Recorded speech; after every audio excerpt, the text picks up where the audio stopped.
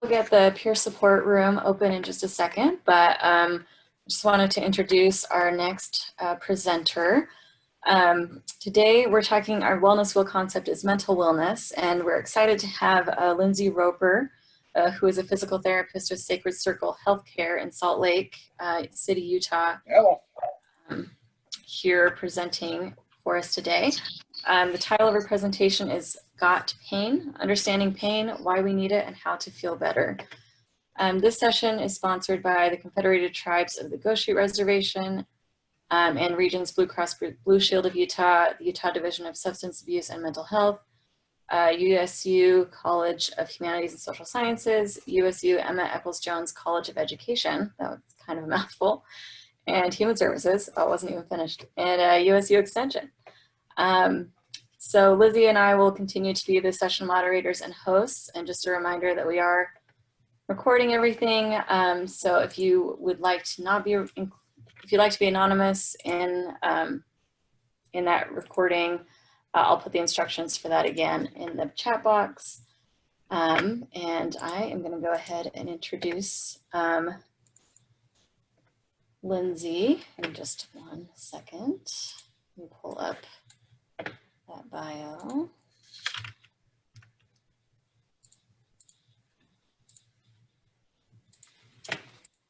So as I said, Lindsay Roper, PTDPT, is a physical therapist at Sacred Circle Healthcare, where she sees patients, manages the physical therapy department, and is chairman of the pain management program.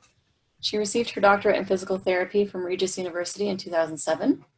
From there, she relocated back to Northern California, where she grew up, to serve her rural hometown. She was co-owner of an outpatient physical therapy clinic with her husband for close to 10 years. Her family moved to Salt Lake City in 2016, and she began working at Sacred Circle Healthcare in 2017. Sacred Circle Healthcare is a tribal and Medicaid clinic.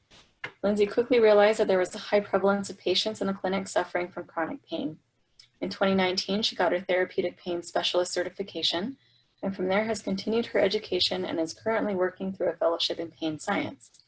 Her newfound passion has become chronic pain and the importance of a well-rounded biopsychosocial approach to treatment. She is patient-focused and driven and wants to provide a new understanding of pain and the resilience of the human body and spirit to foster hope to those suffering from pain. Outside of work, she is a wife and mother of 3 girls and loves spending time with her family in the beautiful outdoors. She is additionally passionate about health and wellness and the role that a healthy body and mind play in living our best life. So thank you for joining us, Lindsay. I will go ahead and stop sharing my screen so you can go ahead and start sharing yours. All right. Thank you, Claire. Okay, let's see here. If I can do this. Okay, can everybody see? Can you see that? Is it working? Yes. Okay, so let's do. Okay. So today we're going to talk about pain. Thank you for giving me this opportunity and letting me hang out with you guys. I'm actually in Northern California visiting my family, so kind of full circle here.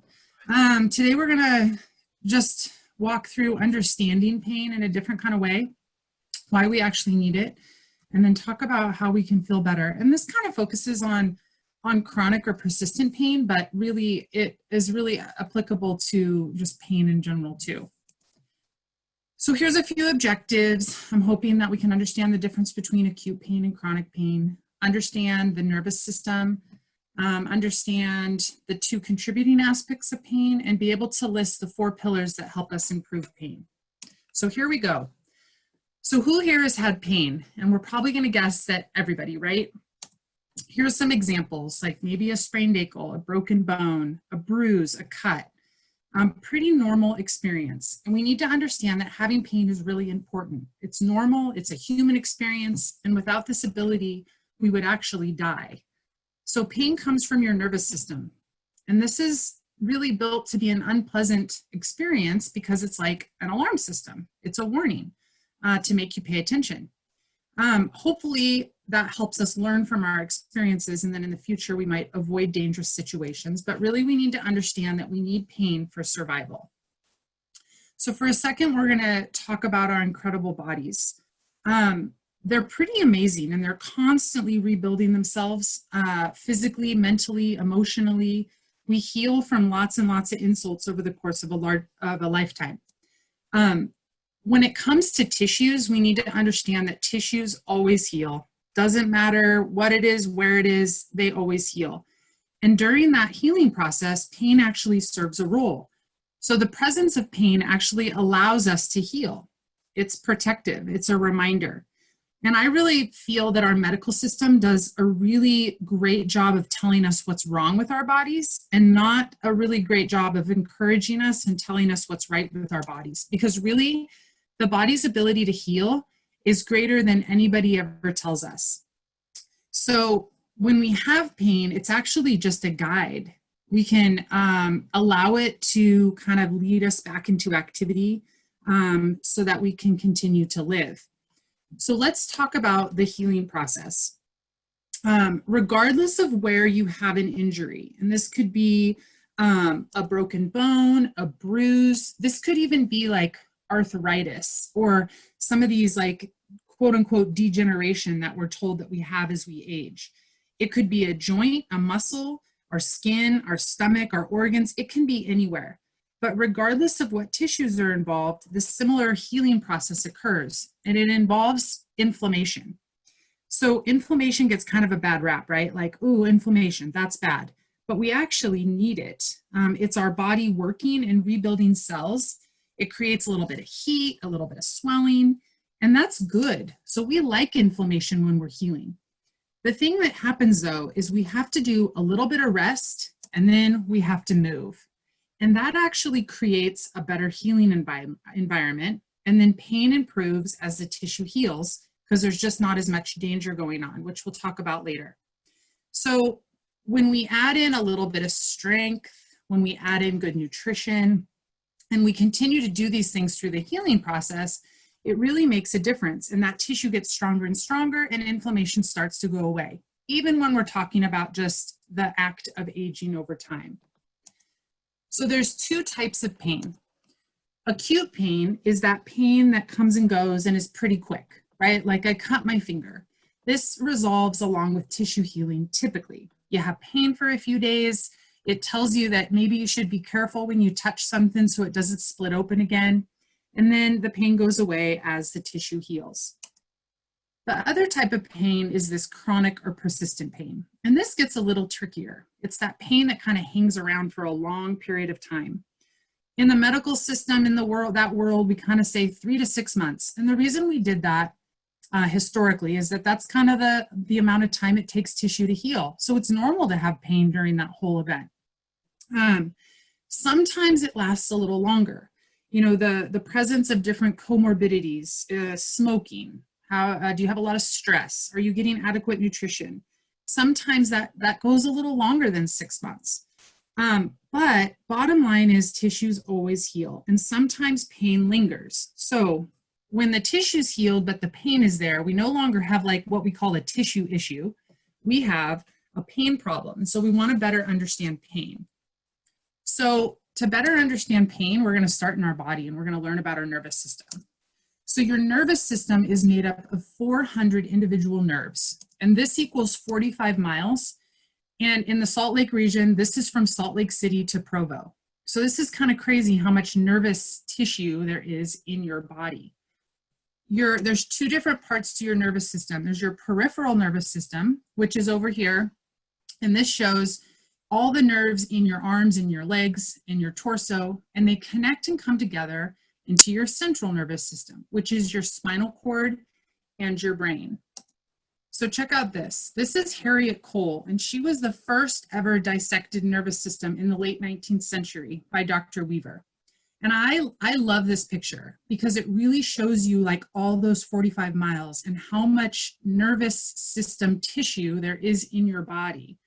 So all of these peripheral nerves, all these little guys out here, all of this is that big 45-mile road. And it all comes together and it starts talking to your central nervous system, which is your spinal cord and your brain, right?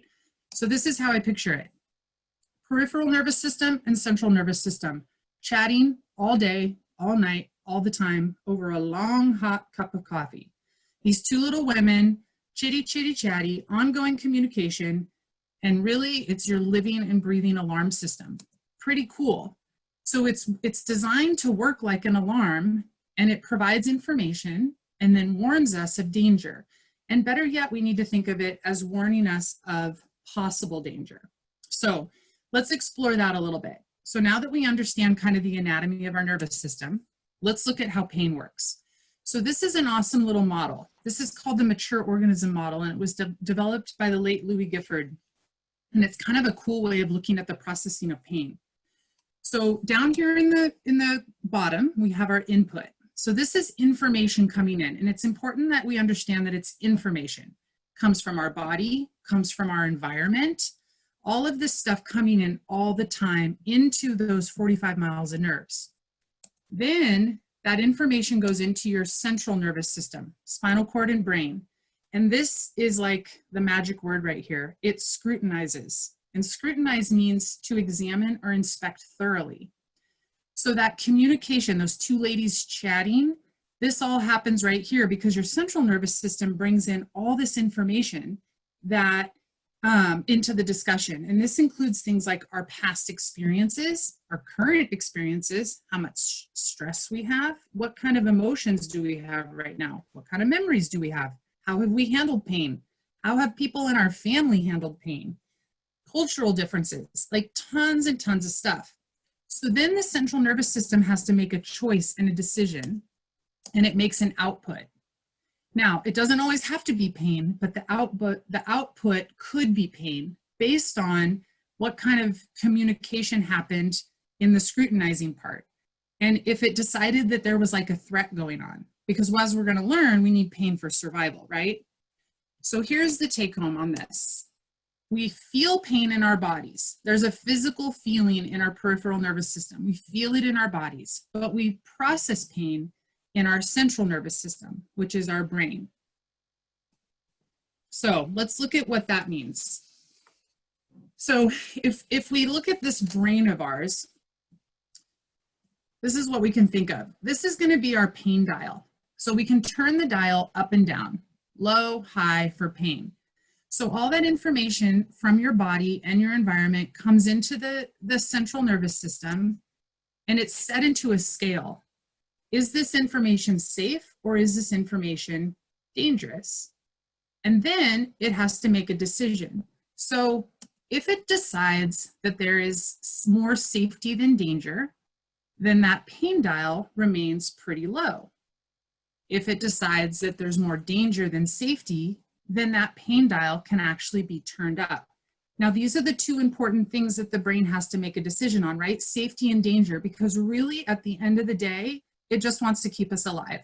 Like we'd like to think like, of course, we're these very high level, awesome creatures that can think and create all this stuff. But at the end of the day, our brain is there to keep us alive. So again, we feel pain in our body, but we process pain right up here in our brain. So when pain becomes more chronic or persistent, remember we talked about that instead of having a tissue issue, we actually have some nervous system stuff going on. We have a pain issue. So pain and danger. Danger signals, because we have to be aware of them for survival, they're actually way more. So they're like the watermelon versus the apple. All right, danger signals are going to be the watermelons. So this is what I picture my brain feeling like if I'm in danger. Complete stress out mode. What do I do? What do I do? Danger, danger, danger. And here's some things, for example, that can happen or that can contribute to some heavy watermelon danger weighing. Pain is one of them. Bottom line, pain that keeps going is a big deal. Having a lot of treatments, failed treatments, going to different providers and them telling you all these different explanations, taking medication, still having pain, having some pictures taken and then somebody tells you that all these things are wrong with you. Maybe family and job stress, and then a lot of emotions, which we're going to talk about in a few minutes. Stress, anxiety, depression, and fear. These all are super heavy and they equal danger over time. That turns up our pain dial, and that can equal pain somewhere in our body. So pain doesn't always have to equal tissue damage. It can, right? But it's not a given. If the brain scrutinizes, here's my brain thinking about it. Man, lots of information, lots of information. What am I going to do? If it decides that there is danger, then it has to do something to keep you alive. And that's protection. There's lots of different outputs, but because we're talking about pain today, one of the outputs can be pain. So pain equals protection. That can be protection from a real threat, and that can be protection from a perceived threat, okay? So let's look at a little bit of this danger and pain. Who here has had like a bruise? Think about it the last time you were like, oh my gosh, I've got this huge bruise on my arm. Where the heck did that come from, right? That's an example. Tissue damage existed because something happened, but you didn't have any pain in the moment, right? So what's that all about? So let's look at a couple little extreme examples. So look at this. This is a real picture of a boot. This is a man's boot. And can everybody see what is going through the bottom here? This is a nail that has gone through his foot, okay? So he was on a construction job, and he jumped down onto a different level, and a nail went through his boot.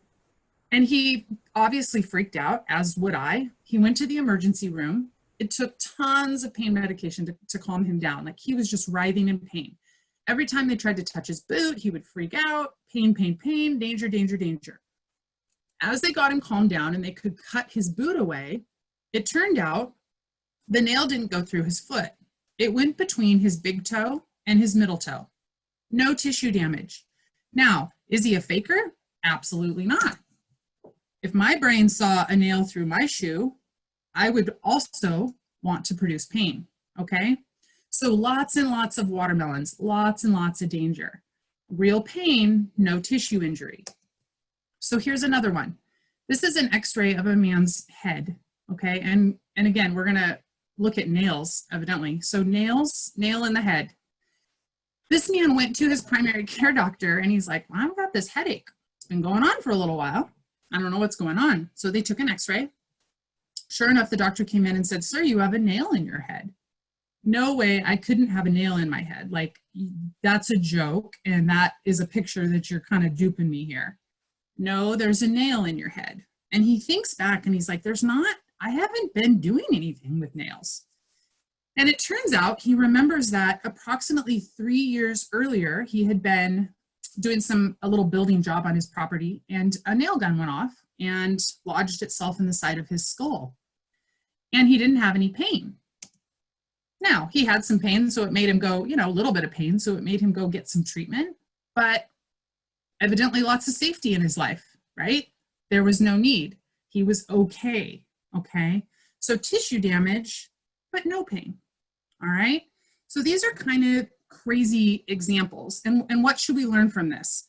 Nails are dangerous. Maybe that's a good example there, or a good thing to learn.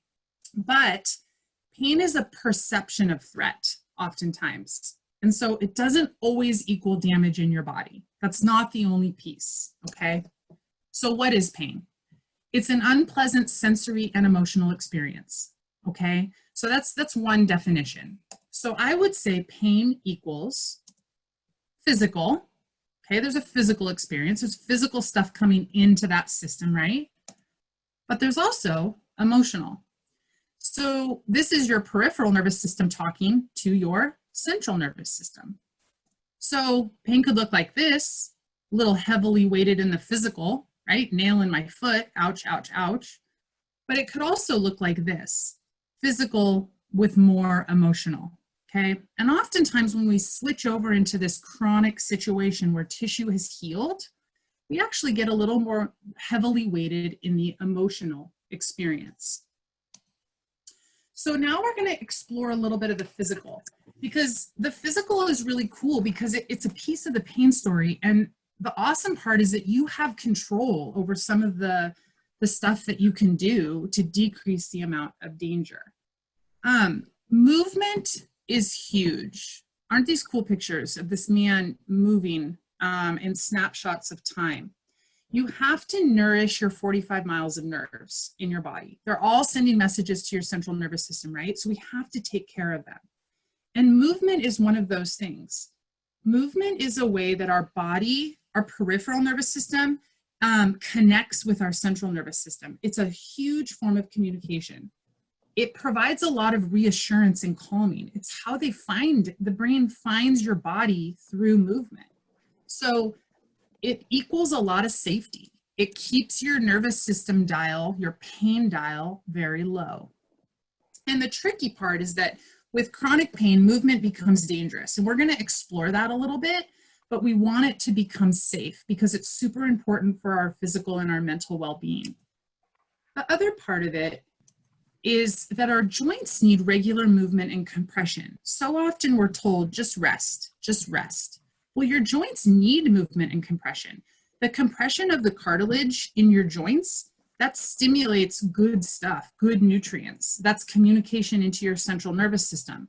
The movement also moves all the fluid around, and that provides nutrition to your joint capsules and your joint surfaces. So we need that to feel better. But your nervous system also needs this physical piece, which is space, movement, and blood. So your nervous system needs space first. Space is super important. We typically get that through movement of our joints, but in particular, movement of your spine. So we need good range of motion in our spine. The movement part of the nervous system comes through moving your limbs, being able to raise your arms over your head, or being able to bend your knees all the way, or being able to move your ankles. That's super important for your nerves. And lastly, it needs blood. Blood flow comes from increasing your heart rate a little bit. And all the tiny little blood vessels at the end of your vascular system then get new blood flow. And that's where your nerves get blood, is from the tiny, tiny little capillaries that exist in there. Okay? Hey, Lindsay. And then, yeah. We had a couple questions come through actually about that last. Okay. On the last slide? Yes. Okay. This one? Yes. So the question is about back pain, if it's better for your back, if you're immobile or mobile. It's better to be mobile. So the part with the joints here, your spine is made up of tons of joints. So each one of those little bones, right, comes together with another bone and makes up a joint. So that also needs compression and movement, right? We're told like that the weight bearing isn't good for us sometimes, but your body needs it. Your body needs it. And it can be so hard. And we are going to address that. I know that when I say this, like if you're somebody that's suffering from pain and it's limiting your quality of life and changing that for you, it is so hard to sit here and listen to me say, all you got to do is move. And I know people are saying, yeah, but movement hurts. Absolutely. And we are totally going to explore that and give you some ways so that you can slowly work your way in. Does that kind of answer it?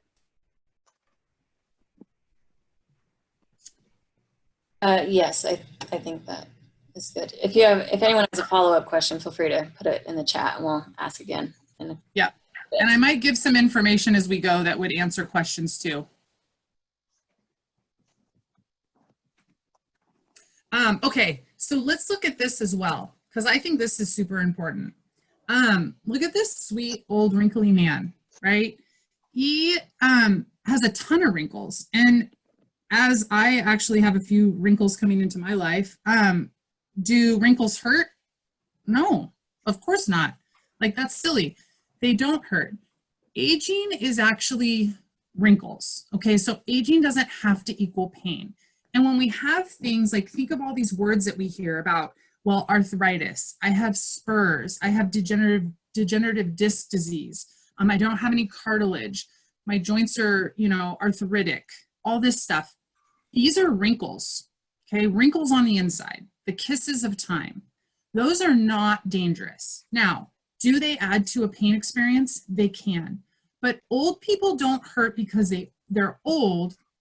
They hurt because they stopped moving at some point, okay? I'm actually in Northern California because I just celebrated my grandmother's 100th birthday this weekend.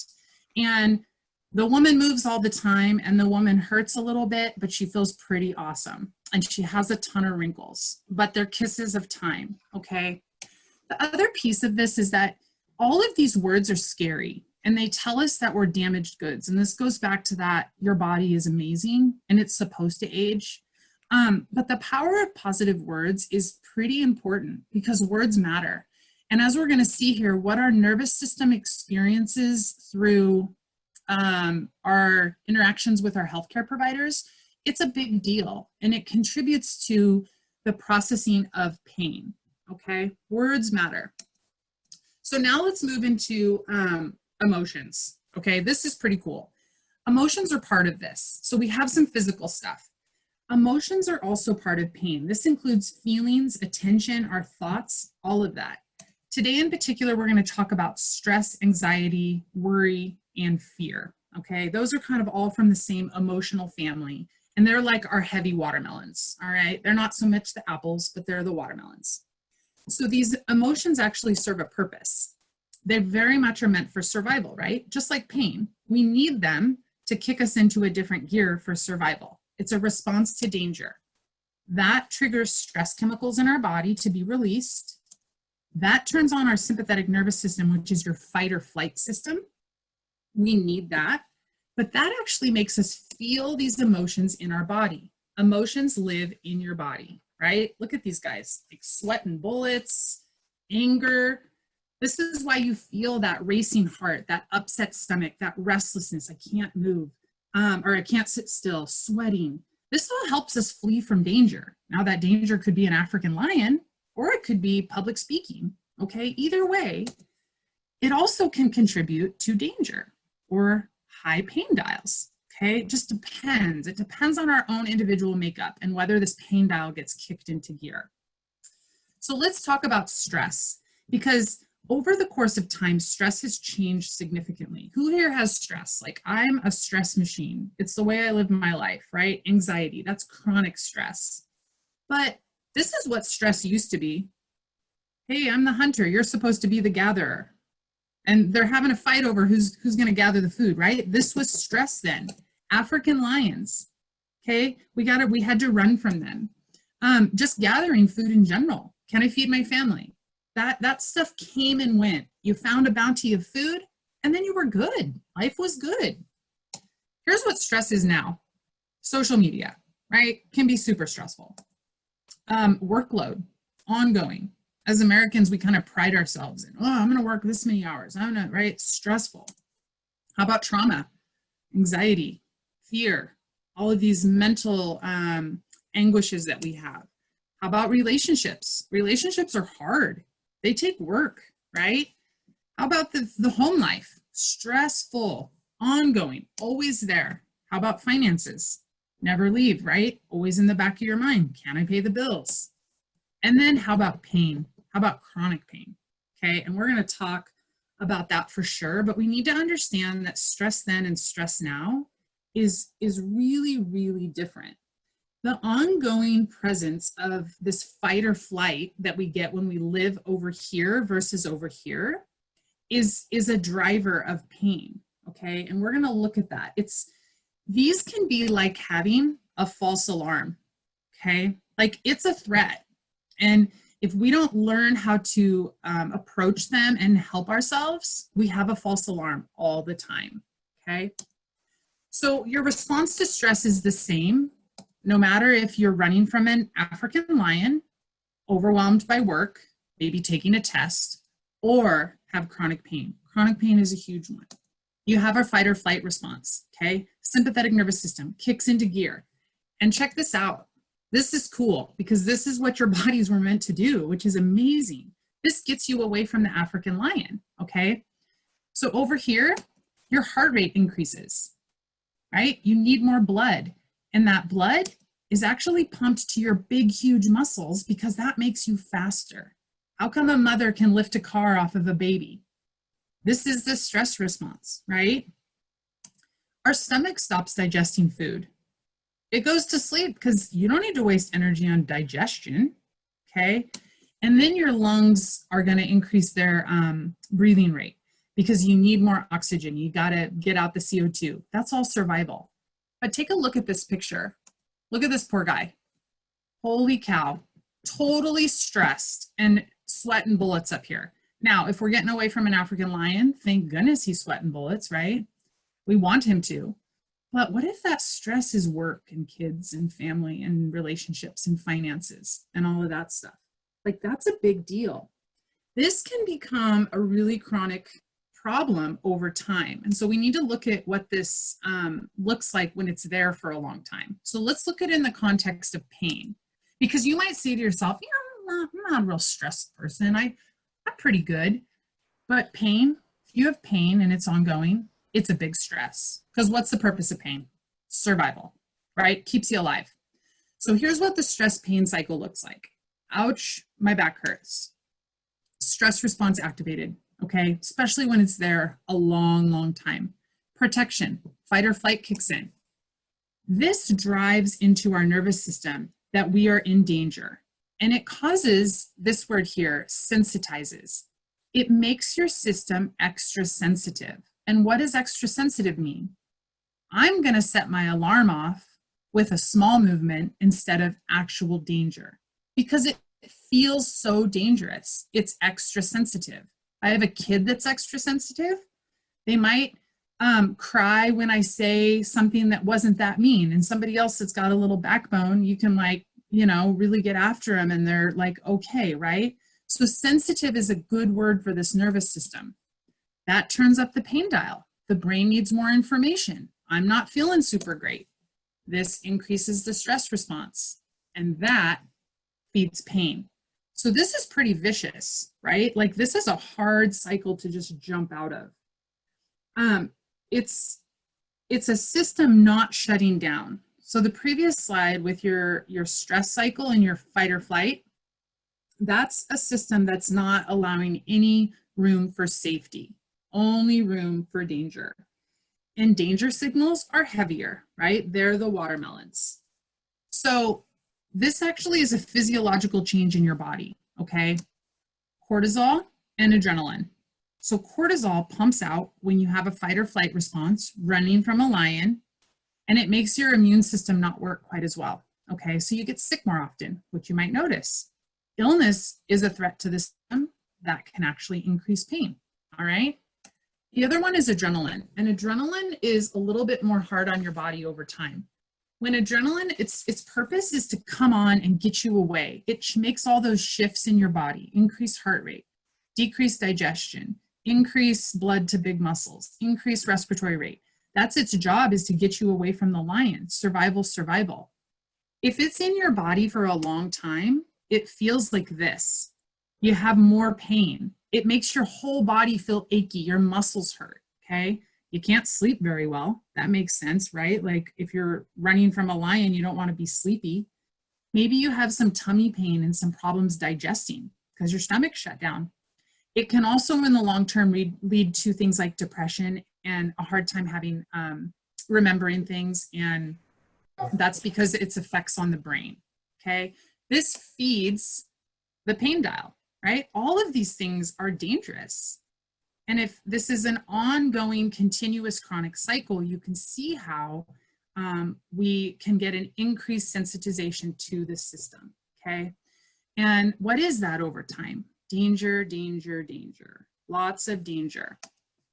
So let's talk for a second about managing stress. Like, how do we do that? And this is so, like, I know, manage my stress, right? Like, this is hard, but it's so important, because if you don't manage it, like, you're never gonna create more safety, okay? And it doesn't have to be super hard, but think of it like this. We call it tea kettling. So imagine if you have a tea kettle on for some afternoon tea and it doesn't have a whistle on it, or it doesn't have a way to let out steam. What happens? Like, it kind of explodes, right?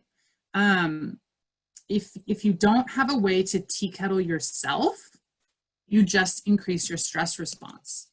So we want to work on letting emotions out. Don't hold them in. And this doesn't mean go yell at everybody, right? Like we need to let them out in a healthy way, of course. But here's some examples of some stuff that sometimes we work on with some of our patients in our pain program, of just helping them process and manage some of these emotions, because they live in your body, right? Emotions just aren't thoughts, they live in your body. And when you let them out of your body, You turn off fight or flight. You turn on what we call rest and digest, right? Which is your parasympathetic nervous system. This is safe. And over time, if you can learn how to do this, you physiologically change what goes on in your body and you turn down your pain dial, okay? We need rest and digest. It's really important. And lastly, what about our thoughts? And this is a beautiful little picture about our wise voice and our pain voice. And those that suffer from chronic pain, that pain voice is just yelling all the time. It's super loud. You'll never be better. It's a big, huge bully. You will always hurt. Are you crazy? You can't do that, right? You aren't strong enough. Super loud and obnoxious, okay? And gets stronger over time because our thoughts that pain can actually be better, we lose hope, all right? Wise voice, just the opposite. You can do this. Just breathe. Slow but steady. You're perfect just the way you are. But can you picture this little angel over here just like whispering this stuff? Because they're so calm and docile, right? So that pain voice is super strong. But these also live in our body, right? Just like emotions live in our body, thoughts live in our body. And we can increase our stress response with that, all right? Okay, so let's get down to the nitty gritty and what can you do, right? What can I do to help myself with this? So we understand the nervous system. We understand that pain is physical and emotional. Good. So this is the key, balance, homeostasis, right? This beautiful rock here is like in pure serenity, okay? Completely balanced. This is safety. You got to drink water, okay? Water is important. You got to eat good food, right? You got to nourish your body. You have to sleep well. We're going to talk about that. You have to get sunlight every day, okay? And you have to use your muscles and you have to move your joints. And during this state of COVID, this is even more important. It's the time that we all need to be creating homeostasis. We need to create balance. Now, this can be super overwhelming, right? If you look at all those and you're like, oh my gosh, I'm not doing a single one, that's super overwhelming. Pick one, just pick one. Today, I'm gonna drink this whole water bottle full of water. Just pick one and move forward from there. Just start creating balance. So let's talk about pain. In the physical therapy world, we have 4 pillars, all right? 4 pillars that are, research has shown, are kind of the foundation of making pain better. And this is where we wanna begin when we are treating, quote unquote, treating, managing pain. So number 1 is we have to understand pain. Man, already done, right? You guys are pain experts. And here's the key. You got to revisit it. You got to truly get it. Your wise voice has to come out and help you. Pain and understanding what pain is super calming to a nervous system over time. Number 2, you have to have goals. This is really important. Most of the time people that have had pain for a long time, they don't have goals because it just feels so unreasonable. Like, I can't do that, right? But goals build our wise voice up and they help us have success. You got to move your body. This doesn't mean you have to be a yoga teacher or a marathon runner. It just means you have to move your body. And at this point with pain, movement equals danger, right? Danger, danger, stressed out brain. We're going to move that into safety, okay? And then you have to sleep, okay? And sleep's really important and we're going to look at that as well. So understanding pain. This is what we did. You got it. Done.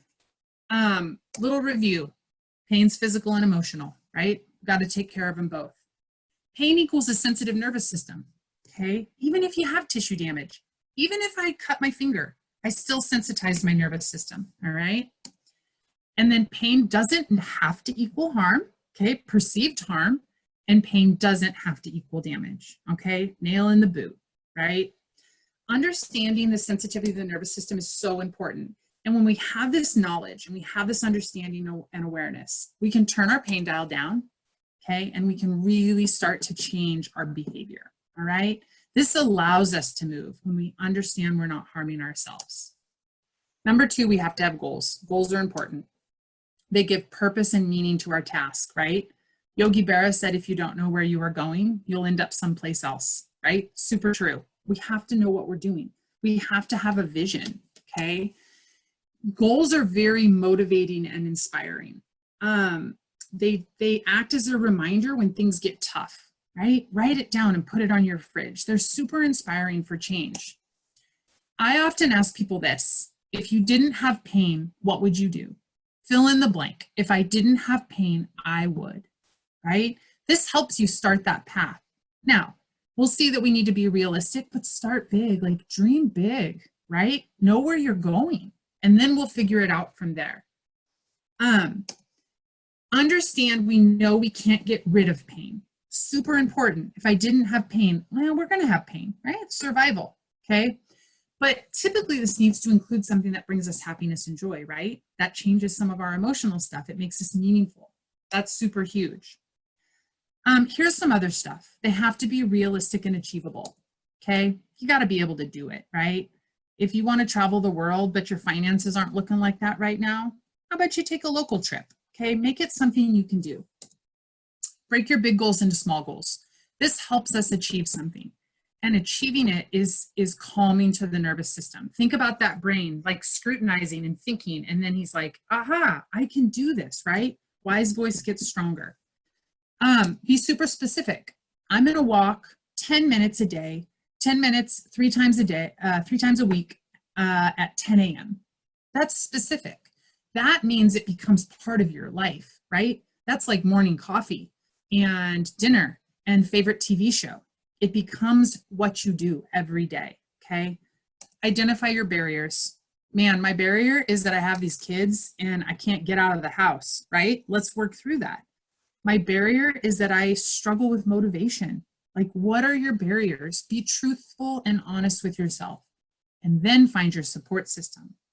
I have this dog that will walk with me. That is support. Use your friends, use your family. When I'm stressed, this is the person I can call to help me carry a boulder. That's a big deal. We need support in our life.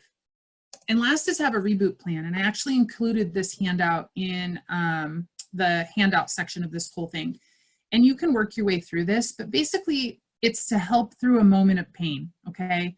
Reflect on why you're having increased pain. You're gonna have increased pain, like it's gonna happen, okay? It happens for all of us. Have your support system, and then reflect on why you're having pain. Oh, I went and helped my brother move. That's right, little extra movement there. Reduce it. Maybe I need some ice, maybe I need some heat, maybe I need a hug, okay? Re-engage in activity. Find something you can do that feels good. That could be some stretches, right? That could be something very calm, but re-engage. Relax, take a hot bath, calm yourself down, tea kettle, right? Use these tools. And then reprioritize, which means that today I have to go to the grocery store because I don't have any food. But I was also going to go to the pet store to get dog food, but it turns out that can wait till tomorrow. Okay, I don't need to do that today. So reprioritize so that you're still engaging in life, you're not withdrawing from activity, and it helps you stay on track. All right, so movement. How do we move? So Rich Roll, who's this ultra athlete that I follow, he said that movement is part of being human. How true is that? And I think society over time has made us forget this. We were built to move. We need that, okay? Here's what we're told. Just rest. Your back hurts, just rest, right? Okay, maybe for a short period of time. Maybe we need a little reboot, right? Here's what too much resting does. We don't move. Freak out brain, danger, danger. There's no movement. I can't find my back. I can't find my leg. That equals, I'm gonna turn up your pain dial, right? So movement has to be initiated slowly. Shouldn't do a ton of it. Listen to your body. Use your wise voice. Pain doesn't equal harm. I'm just extra sensitive. Use your new knowledge to slowly move and turn up or turn down your pain dial. Okay, this is huge.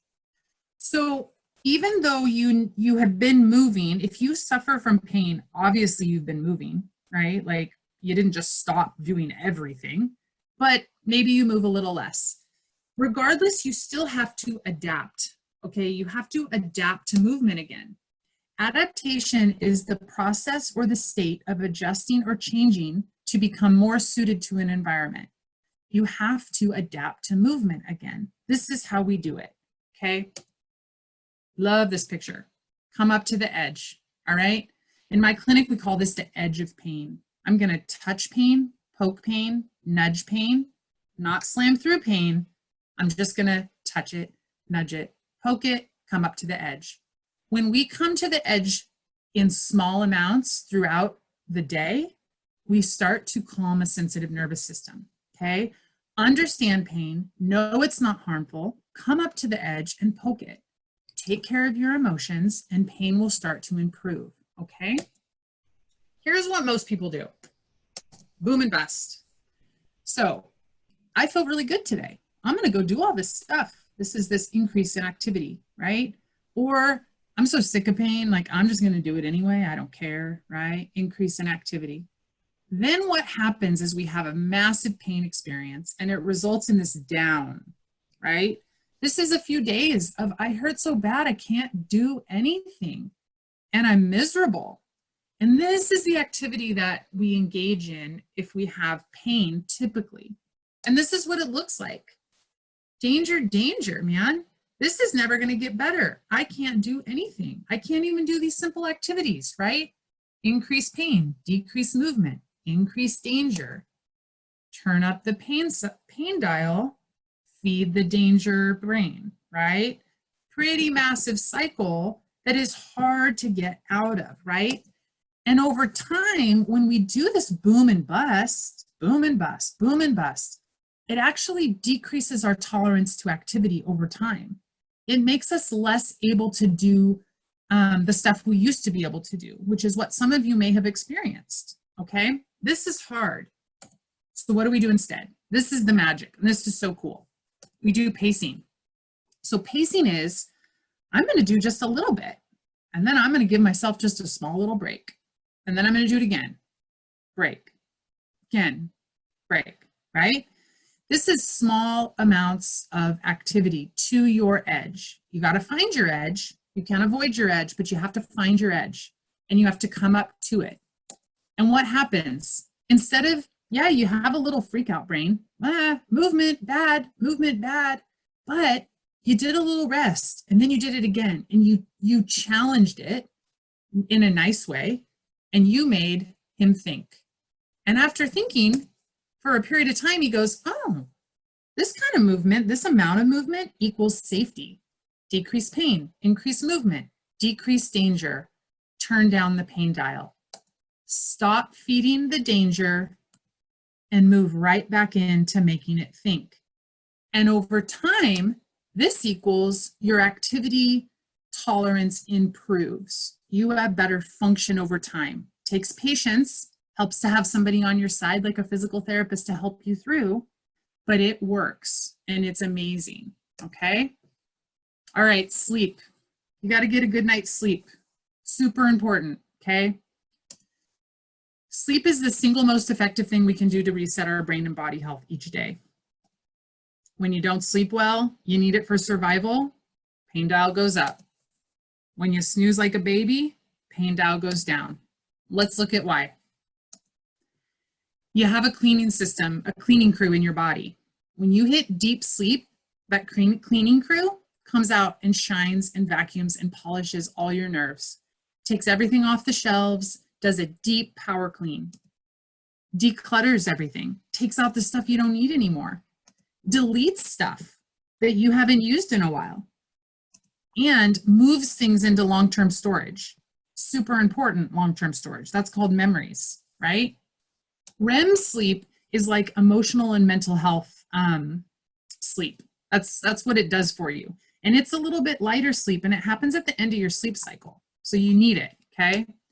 It organizes all your stuff. It puts all the things back on the shelf. It's like dreams. Dreams are your therapy. This is when you dream, okay? And it's the only time of the day and night that you're completely free of anxiety chemicals. Crazy, right? Low anxiety when you REM sleep. So sleep is really important. I included a little handout. Oh, this is what happens if you don't sleep well. Man, you got way too much stuff in your closet, right? You get dust bunnies. You feel icky. What does that equal? Sensitive nervous system, reaching for the coffee, can't figure out life, okay? Big deal. Pain dial goes up. So in your handouts, there's a little sleep handout that helps you prioritize what kind of things you can do. So all you have to do is find the things that you're already good at, right? Oh, I don't drink a lot of water before bed. Check. Then find the things you're not and pick just one. Just one. Make it easy for yourself. Make it so you can be successful. Super important. Okay. We have to get a good night's sleep. If you struggle with something like sleep apnea, something like that, you need to see your doctor and you need to get that under control because it matters. Matters for your health, but it matters for your pain as well.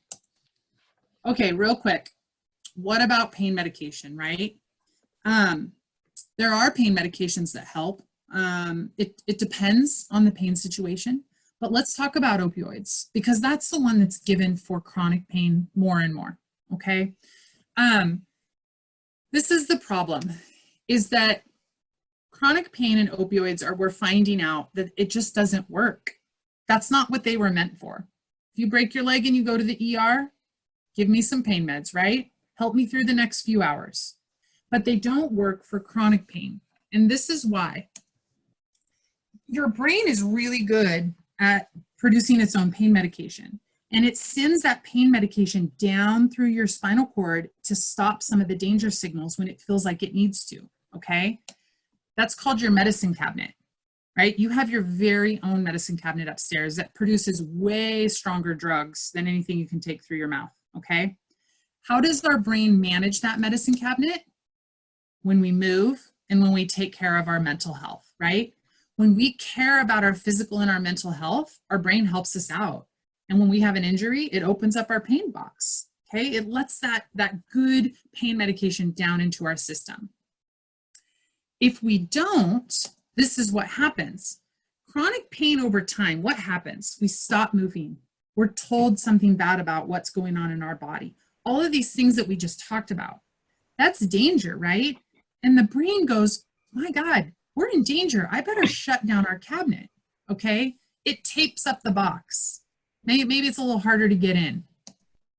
If you add an opioid, now the brain goes, wait a minute, I can't give you any of this because you are getting some from somewhere else, okay? And it shuts that box down. It chains it closed. So think of it like this. There's adaptation that happens, right? Does everybody remember before Netflix and all these awesome things where we didn't have commercials, you sit down, watch TV, and you find your show and you're like, man, I can't really hear it. So you turn up the volume, sit there and watch your show. What happens when the commercial comes on? Holy cow, leave the room, right? Or turn down the volume really, really fast because you're like, holy cow, can't handle it. This is what happens with pain medication. You take medication, then the brain goes, ooh, there's something coming in. Can't quite hear it. Let me see. I got to turn up the volume. Better turn up the volume. I need to hear. This is important. Pain medication wears off. Nervous system yelling at you. Yelling. I hurt. By the way, I hurt. I hurt. Danger, danger. What does that make us do? Take more pain medication. And the more we're taking, the more the nerves get used to that level of medication. And so, does our brain want to let any out? Heck no. Shut it down, right? Lock it up. And over time, you need more and more medication because the brain's still trying to hear. He's still trying to listen. And the medication doesn't allow him to hear what he needs. Now, the process of coming off this kind of medication for pain, it's delicate and you need to do it with a professional. I think it's advantageous to do it with a team. We do it with a medical professional, medical doctor, physical therapist, and counseling. Okay, we address it all. And that's what you have to do to come off a medication and make your own box open. Because what do the 4 pillars do that we just talked about? When we understand pain, when we revisit this over and over, truly understand it, when we have goals, when we move, and when we sleep well, all of that stuff calms our nervous system and we need less medication over time, right? And then that allows our own box to start opening because we have less danger, right? There's not as many signals coming in. Now the brain's like, let you have some of that medication. right? Let me help you, okay? And so you've got to make these changes in your life before we can say, let's start tapering off of pain meds. That's the only fair way to do this, right? Not to mention that they're dangerous. So here's the bottom line that I want to kind of drive home is never settle for anything less than pure joy. Happiness is really important. And I feel like a lot of my patients don't have any more joy in life, okay? You got to do things that bring you joy. And here's the crazy thing. We think that we have to get rid of pain before we can enjoy life. But really the flip has to happen. You have to go back to enjoying life in these ways that we just talked about, helping yourself, and then pain starts to improve. And that's the really hard part. Our medical system says, well, let me decrease your pain so that then you can live your life. No, no, no. You need to live your life and then your pain will improve. And when we take these pillars and we put them into people's lives and we help them work their way back into goals and moving, this really, really helps. It helps you go spend time with your family, laugh with your friends, roll on a sandy beach, right? Have more family time. Use your wise voice, engage in things that are meaningful to you. And this kind of starts the journey and the mindset with this knowledge that I'm just sensitive. Pain doesn't equal harm. Use pacing. Tell your kids you can go for a walk, but just 5 minutes. That's all I can do today is just 5 minutes, but I'll do it again tomorrow and the next day. And 5 minutes becomes 10 minutes. And changes that promote balance, right? Balance in our life is crucial. And you see decreased presence of pain and improved ability to participate.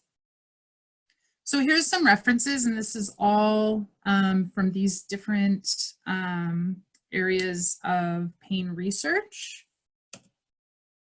And let's see if we have time for a few questions.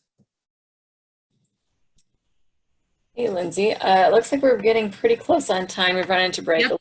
So if anyone wants to go take a couple-minute break, you're welcome to do so. We did have a couple questions come in, I think. And Claire, I put my email address is on the bottom of the screen there. And anybody is welcome to email me, and I would be happy to try to help in any way that I can through that platform. Okay, great. So Lizzie, if you want to ask the question, sure. But again, if anybody wants to take a couple-minute break, feel free to do so. Yeah, so a few of the comments just coming in. Someone was asking if you could go back to show the 45-mile map of Salt Lake City, but that might be something at this point that they can do if they receive that email that Claire just sent in the chat. Another one was commenting on the details you gave about chronic back pain, saying that someone they know always has the most pain when they wake up from lying down all night. And so that's something you mentioned for having the option to move and feel better. Sorry. Yeah, so morning pain, super, super common, right? Like, what did we do all night? Like, we didn't move. So that is the kicker. And how hard is it to start your day when you feel that icky, right? So lay there and go, okay, nervous system, like, I gotcha. I'm going to just start with a little something. And I always set people up with a very small stretching routine in the morning. Super simple, like lay in bed, get a little bit of movement, tell yourself you're going to be okay. And how many times do you, like, how often do you get up and you go, oh, well, I'm a little better as I start to move, right? That nervous system needs some of that movement. It needs blood flow if it's going to feel better. So super common. Right. Thank you. And then one of the other ones coming up just asked, I'm curious as to how stress affects the immune system. Worry and constant anxiety has crippled me in the past. Yeah, the immune system. So when I said that pain is one of the outputs, it's only one, and it happens to be the one as the physical therapist that I talked about today. But it can output into your immune system, right? Like you could have an autoimmune problem. There's a lot of research going on like fibromyalgia. What is this really? It's physical pain, but there's so many other symptoms that go along with fibromyalgia that it's like an immune system output, right? It's endocrine output, right? It changes your hormones. It changes cortisol, right? Cortisol dampens your immunity and doesn't let your body do what it's supposed to do. So yeah, like pain isn't the only thing that comes out of the output, right? It can be these other things. How about chronic IBS, right? Irritable bowel syndrome. It's another thing that they're looking at. Is that a sensitive nervous system, right? Is that coming out of us in another way? So lots of different output options. We just happen to focus on pain today. Okay, thank you. Claire, I'm not sure at this time if we want to take more or move on to our next sections. I think if we had one more question, we can do that. And if not, I put Lindsay's email address in the chat box, and I'm sure she'd be happy to respond offline as well.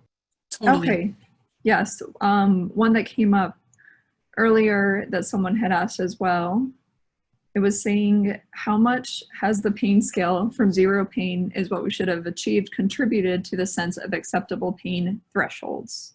Right. Oh, good question. So is it really like, should we be shooting for 0 pain?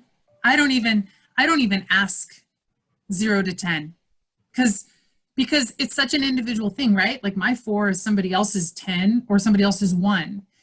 It's become something that we use in the system that's not reliable, right? Because it's not realistic to have no pain. Like if you have no pain, you're going to die, right? So, and that person, let's take if you're in the hospital, that person that's like, I'm at a 10 out of 10. What else is going on in life? How are they feeling? Are they super stressed? Did they have any family support at the hospital? What was their emotional well-being like going into surgery or coming out of an illness? Like so many factors. So I don't shoot for numbers anymore. I shoot for function. What do you want to do? You want to play with your grandkids?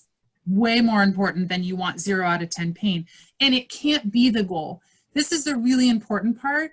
Focus on function first. I want to do something really meaningful, and then your pain goes away. If you can go play with your grandkids, I guarantee your pain goes down. Or if you can go on a walk with your children or sit down and play a board game, like your pain will go down. It's a guarantee. So the number scale, it shouldn't be used, in my opinion. I don't use it in my clinic.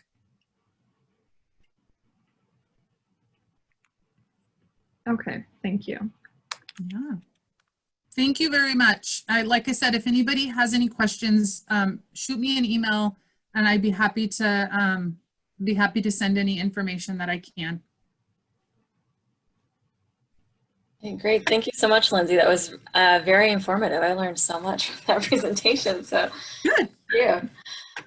We are going to meet back. If you want to take a couple minute, like 2 to 3 minute break, everybody will be back here in this main session to hear from our main presenters again before we break out to our afternoon sessions. So maybe take like a 2-minute break and then we'll be back all together to kind of review what we've learned so far today. Thanks, everybody.